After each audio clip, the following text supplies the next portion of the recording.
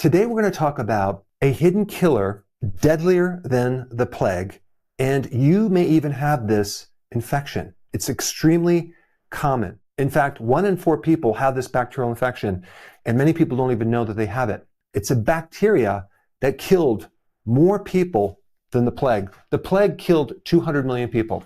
If we take a look at the accumulated people that this bacteria killed, it's over 1 billion people. And each year, this bacteria kills just under 1.3 million people, yet it's not even really in the news. You don't hear much about it, even though it is the world's deadliest infectious disease, which kills more people than HIV and malaria combined. And the reason I'm bringing this up is not just because it's very common. It infects 25% of the population. That's over 2 billion people on planet Earth. If you were infected, you would need to know this information. The somewhat good news about this particular bacteria is the great majority of this infection, 95% of it, is in an inactive stage. It's in a dormant, latent stage. So only about 5% of this bacterial infection is in the active stage. Despite that, there's over 1 million people a year that die.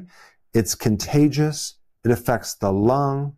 And it's one of the oldest pathogens that has evolved to persist or survive in your body in a dormant state. And so actually there's a group of microbes in your body that can go in and out of remission. And they're called latent infections.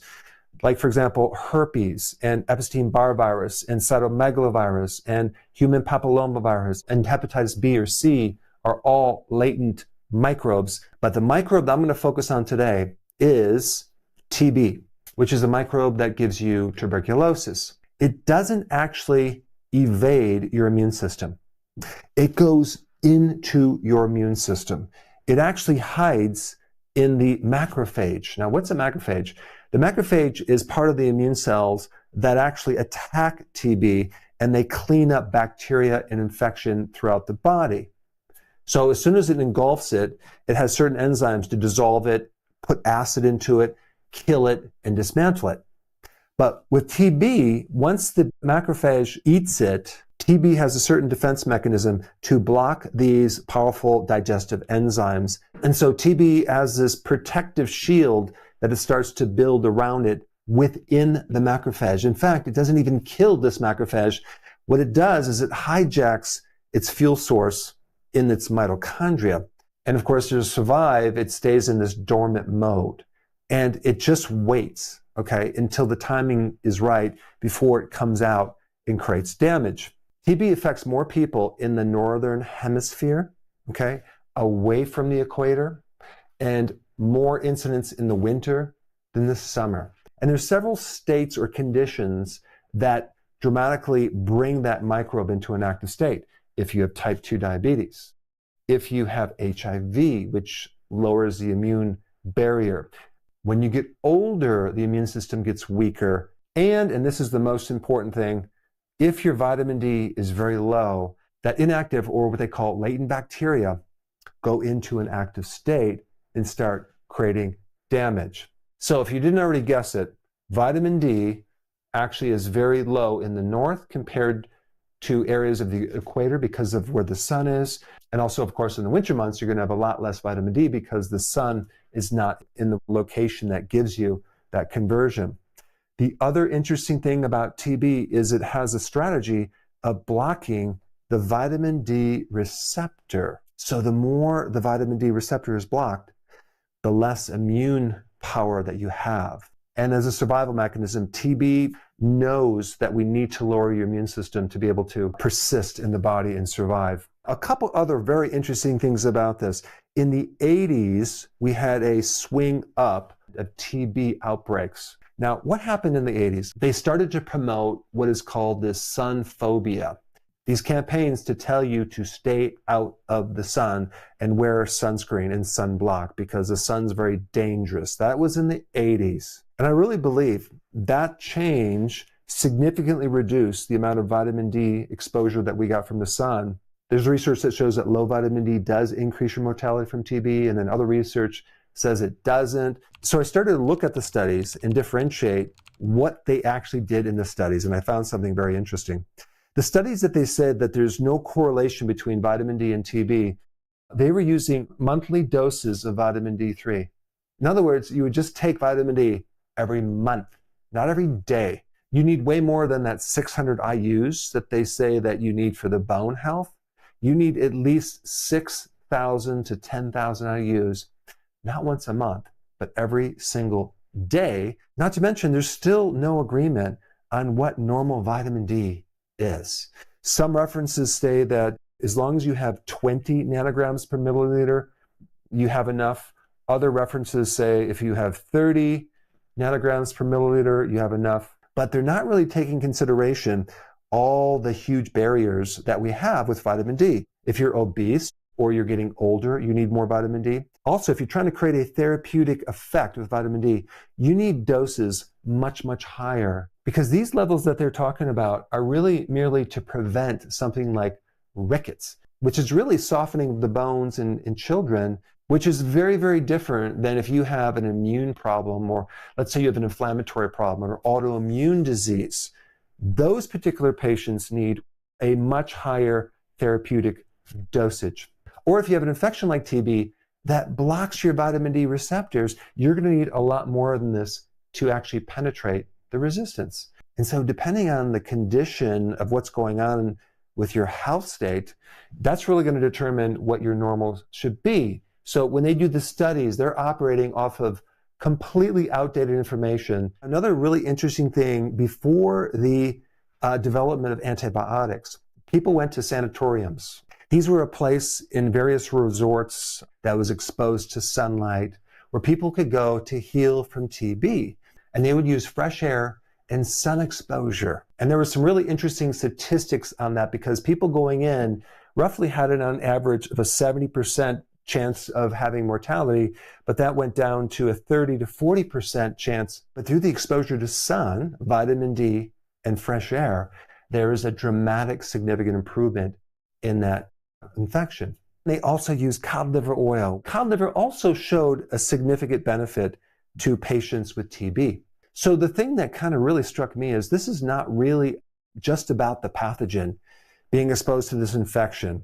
It's really your body's resistance to the infection and how vitamin D relates to that. Now, your immune system kills off TB with this particular compound called cathelicidin. Cathelicidin is a broad spectrum antimicrobial that depends on vitamin D for its function.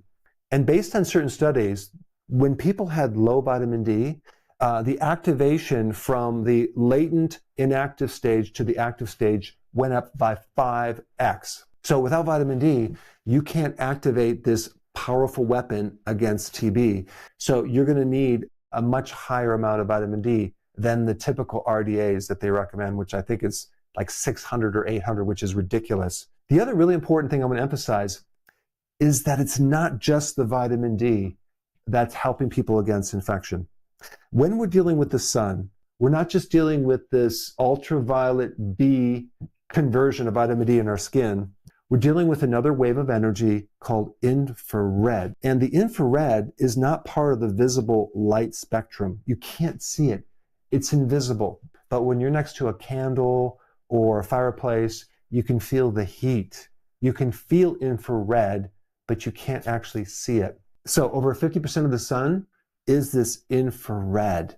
And what's really interesting about infrared in relationship to TB is that infrared reverses the mitochondrial damage. Remember I talked about the TB and the macrophage? There's a lot of data that shows that infrared can reverse that hijacking effect and increase more oxygen in the mitochondria and increase something else called nitric oxide.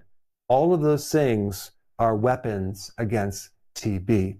And this is why infrared is used as a therapy for so many different things, for chronic fatigue syndrome, for helping your sleep cycles, for building up melatonin, not just for sleep, but also as an antioxidant to protect you.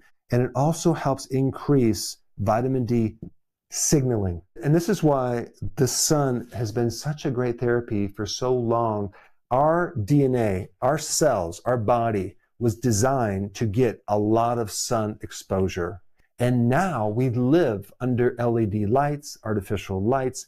And just so you know, LED lights are really only the visible spectrum right here.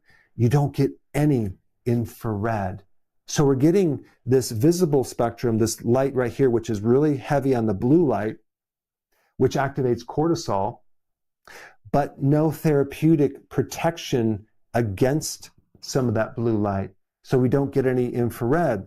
93% of the population spend most of their existence inside a building, not outside, exposed to the sun, which explains a lot about this right here and why so many people are dying from this. They're just not getting enough of the sun to activate this here.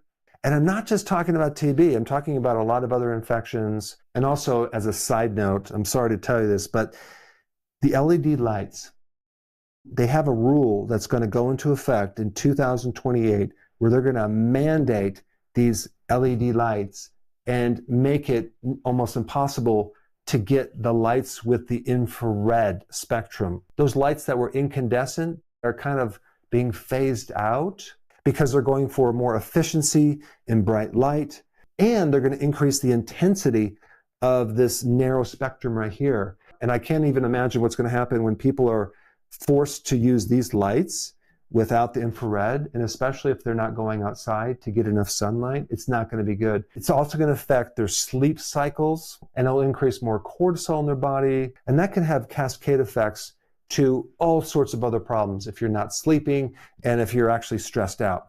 This TB microbe has evolved with our body for a very long time, and apparently we made an agreement and we're tolerating that microbe as long as it doesn't mess with us.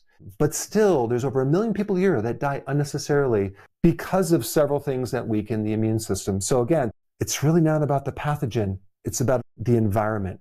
It's about the epigenetics, the things that control your genes. Now, since we're on the topic of light, there is a fascinating discussion with a doctor, which is just a mind-blowing interview on the benefits of light. And we get into the topic of different wavelengths and how it can affect your body. If you haven't seen this video, you've got to check it out. I put it up right here.